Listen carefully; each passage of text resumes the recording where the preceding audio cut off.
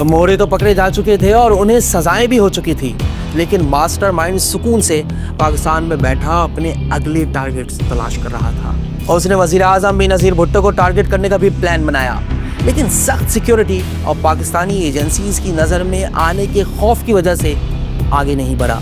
अब ये भी बड़ी अजीब बात है कि इस शख्स ने जिस इंसान या बिल्डिंग को भी टारगेट करने का प्लान बनाया वो बिलाखिर होकर रहा। नहीं समझे? इसका अगला मंसूबा सुनकर समझ आ जाएगा।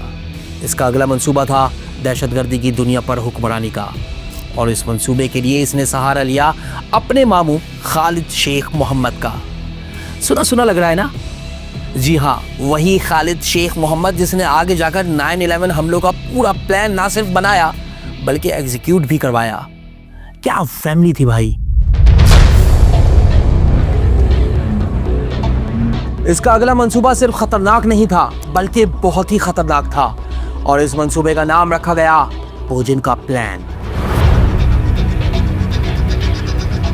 सर्बियन जुबान के इस लफ्ज को अंग्रेजी में कहेंगे बिग बैंग और उर्दू में जोरदार धमाका।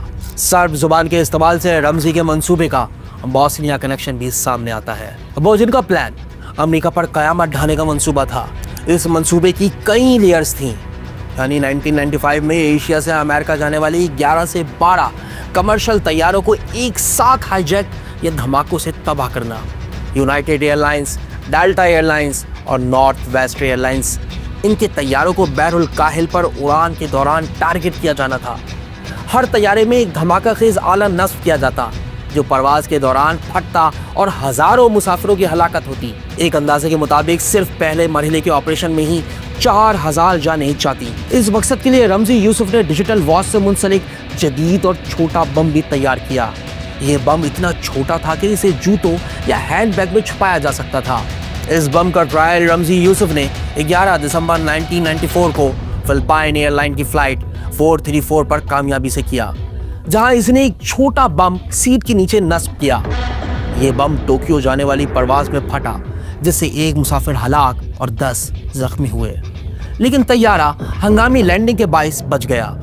प्लान के अगले मरहले भी कम खतरनाक ना थे, और रमजी ने अमेरिकी सदर बिल क्लिंटन और पोप जॉन पॉल II को भी दौरे फिलिपाइन के दौरान खुदकुश हमलों में जान से मारने का मंसूबा बनाया। जबकि पेंटागन और CIA हेडक्वार्टर से तैयारा टकराना भी भोजन का प्लान का हिस्सा था। इन तमाम मराहिल पर 15 से 22 जनवरी 1995 के दरमियान अमल होना था। मंसूबे पर अमल के लिए मनीला में रमजी यूसुफ ने अपने साथी अब्दुल हकीम मुराद के साथ एक अपार्टमेंट को बेस कैंप बनाया।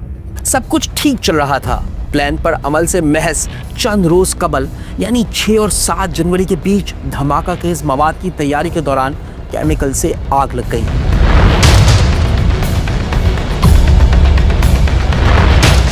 फिलिपाइनी पुलिस इसे हादसा समझकर मौके पर पहुंची। वहां अलग ही कहानी नजर आई। सूरत हाल को भांपते हुए रमजी तो फौरन फरार हो गया, लेकिन इसका साथी हकीम मुराद पकड़ा गया। फ्लैट से मिलने वाली रमजी के लैपटॉप से भोजन का प्लान का पूरा ब्लूप्रिंट पुलिस के हाथ लग गया। पुलिस को यहाँ से बम बनाने के केमिकल्स के साथ साथ ऐसी गुड़िया भी मिली जिसमें बम नस्ब किया जा चुका था और उसे टारगेट की गई किसी फ्लाइट में रखा जाना था। पुलिस ने फ्लैट से टारगेट की गई फ्लाइट्स का शेड्यूल, धमाका खेज मवाद की तफसीलात और जाली पासपोर्ट भी कब्जे में ले लिए। We were able to relate all these pieces of evidence together, and it turned out that it was the signature of the Ramzi Youssef.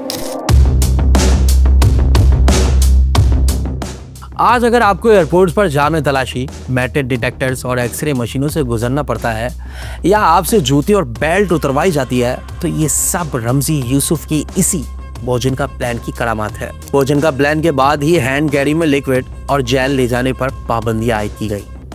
इस प्लान से मगरबी ममालिक की सिक्योरिटी एजेंसियां गड़बड़ा चुकी थी, क्योंकि इन्होंने सोचा भी न था कि सियासी या मजहबी इंतहा पसंदी मुनज़्ज़म बैनुल अक़वामी दहशतगर्दी का रूप धार सकती है।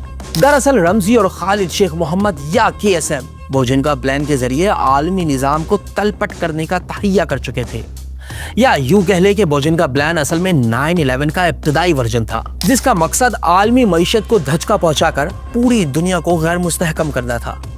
पोप या अमरीकी सदर बिल क्लिंटन पर हमला कामयाब होने की सूरत में पूरी आलमी सियासत अदम इस्तेहकाम का शिकार हो जाती, दुनिया में अफरा तफरी मच जाती। अमरीका, मशरिक वुस्ता या अफगानिस्तान में फौजी मुदाखलत करता, जिससे अमेरिका के खिलाफ नफरत बढ़ती और अलकायदा जैसे ग्रुपों को नौजवानों की नई पूत भर्ती करने का मौका मिलता।